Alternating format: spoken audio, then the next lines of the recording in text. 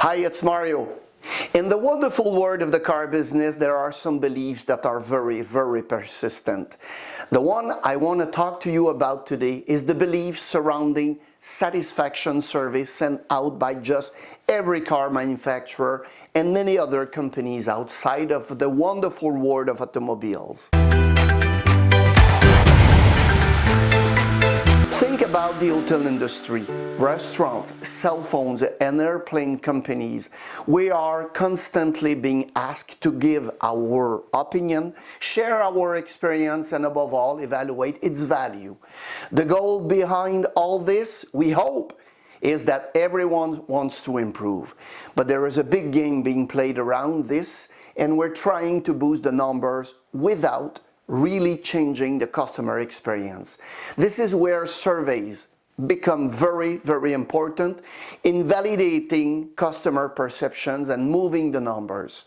Because yes, good numbers will come when the perceived value of the experience is there.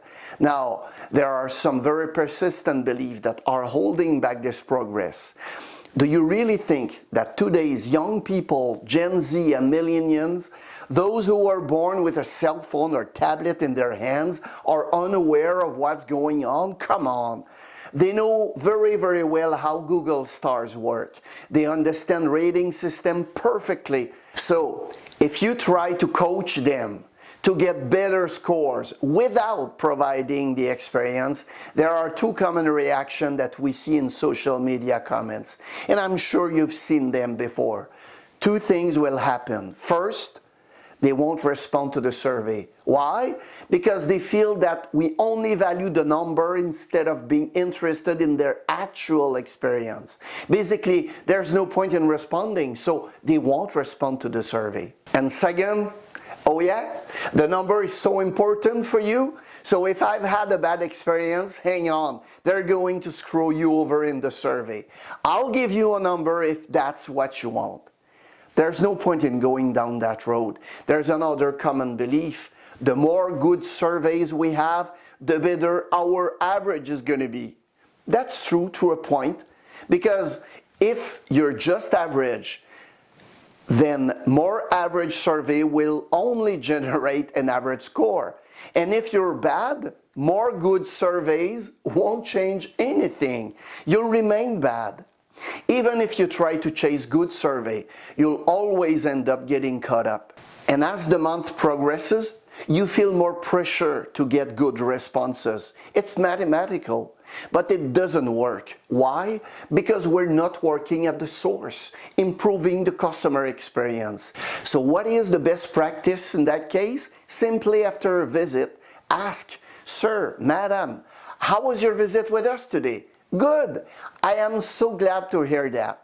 You will receive a survey from ABC Motors in the next few days. Could you take 2 minutes to fill it out? It's very important for me. I'm counting on you." And if you feel that the person is hesitant to give you good feedback, respond with, "Tell me, what could we have done to improve your experience today?" Then fix the problem or forward everything to management if relevant. It's simple, human, and effective. And now, the third persistent belief is as follows. "Mario, we have to explain the service scale because nothing is perfect in this world, and even when things go really, really well, some people still give an 8 or a 9 or a 7. I understand. But remember that the new generation understand the system. They know exactly what a 10 means. Let me give you some facts. Here's what we did with some customers. After their visit, we send them a text message. "Hello, sir, madam. Following your last visit to ABC Auto, could you rate your experience on a scale from 0 to 10? Then we waited for the response. If the response was between 0 and 7, we called them up. We try to understand what happened and fix the problem. And often, as you know, a quick resolution turns these customers into ambassadors. They will give higher rating than the average person who comes in for an experience. For the customer who replied an 8 or a 9, we ask a different type of question. What could we have done differently to get a 10? And then, in 98% of cases, they give an answer like, I was told it would take 2 hours, but it took 3.5. I picked up my car and the seat was pushed back. The lights were left on. You changed my radio station. You forgot to reset the maintenance alert. These are often small details, but they are the details that make all the difference and prevent people from giving a 10. Disney said, "Success is in the detail." Today, that's exactly where we are, working on those little details to deliver an exceptional experience so that customers come back and become our best salespeople. I'll end with this thought related to sales. Who leaves the most money on the table? Happy customer or unhappy customer? Ask the question and you'll have your answer. Good luck to everyone. Thanks for watching.